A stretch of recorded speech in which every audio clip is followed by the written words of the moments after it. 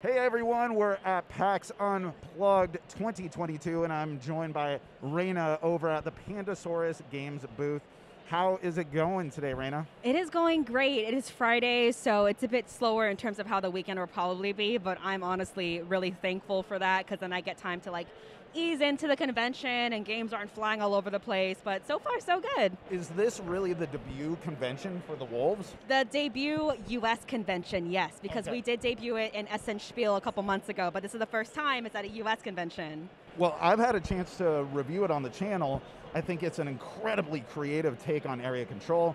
I love the mobility in it, and I especially love that calendar system. How's the response been to it at the con as you've been demoing? It has been phenomenal. It's one of those games where, you get the explanation, you're like, okay, I can see where this is going, and then once you start flipping over those action tiles and planning out your moves, that's when it all starts to click. So after a few rounds, I think players are absolutely in love with it. It's really great, and thank you so much for the kind words. Well, I mean, it's well earned. But we have over here on the table a couple of other things. So, Orichalcum. This has some of the best box art that I've seen in so long. It's just vibrant. I love the colors, the gold, the blue.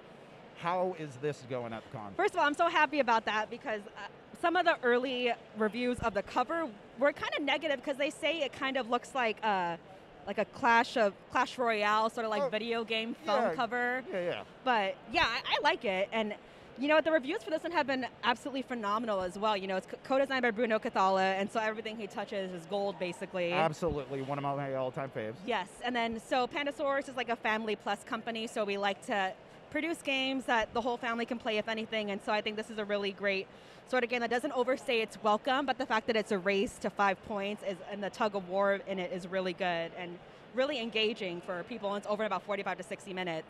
Now, you're relatively new with Pandasaurus, is that right? Yes, I started full-time here in about July, and so it's now December, so half a year now, half birthday. You feel up to speed at this point? You're like, oh man, I'm fully inundated. Yeah, for sure. It's actually pretty unique how I got the job because I started as a contractor in the beginning of the year, so I kind of wrestled my way up the ladder through the system. They're like, you've been here long enough, we'll hire you. What at the convention are you most excited about, even outside of this Pandasaurus booth?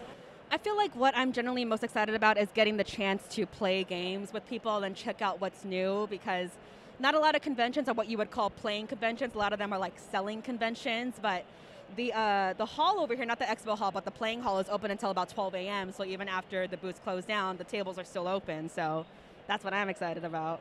I have to ask, Sure. How is development, production, manufacturing of the Fox experiment going? Because that is personally, it's one of the games that I've kickstarted that I'm most looking forward to. Of course, Elizabeth Hargrave has been releasing stellar release after stellar release, and this is a co-design, so I'm excited to see what that kind of shifts in her world. How is it coming with the development? So it's super interesting because Jeff Frazier, who is credited as who is the co-designer, how that happened was that he used to work for Pandasaurus as head of development, and so he had developed a pretty integral part of the Fox experiment to the point where Elizabeth is like, I should credit you as a co-designer. So that's how that began. In terms of development and production, we did a lot of tweaking to the board and the iconography and the graphic design. So we were going back and forth with Elizabeth and Jeff a lot on that, which is why there's been a bit of a delay. But we just sent the proofs off to the factory. We should be getting a production copy in soon to review, and then it's all production from there. And it's no secret that dinosaurs have been a big thing for Pandasaurus. So what about the world of Dinosaur Island, the entire line, Dinosaur World, Dualosaur, the Rawr Write? What's on the horizon for that? So, you know what? I can say what I want. I work at this company full time. We'll I think I'm good. I believe we are trying to work on a Rawr Write expansion. Excellent. That is, Roll Writes are really the thing right now. It is, yeah. Oh, that said, there are a lot of companies that are trying to come out with the this is a giant Roll Write. We got Twilight Inscription, we had Hadrian's Wall. Is there any chance that a Rawr Write might evolve into something as large and in charge as you expect out of a Dinosaur Island game? Probably not, because I feel like I said, we try to aim for the family plus weight, and so we don't want something that'll kind of overwhelm people too much. And I think Rawr Write is a pretty chunky Roll and Write as it is. It's definitely no Twilight Inscription, but I think it's halfway there. So you've mentioned Family Plus a couple times. I'd like to hear from you as a representative of the company and as a person who's trying to think about the ethos of a company.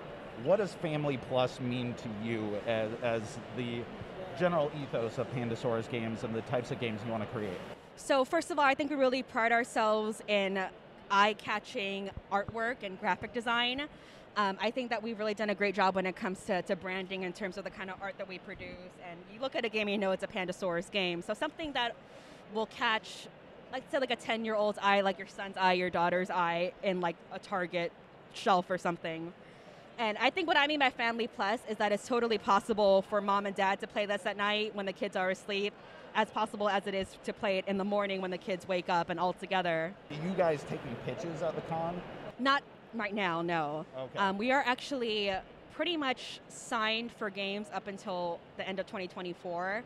Oh, geez. So we're being a bit more, selective when it comes to pitches because we're not in a rush to fill any of our timelines right now.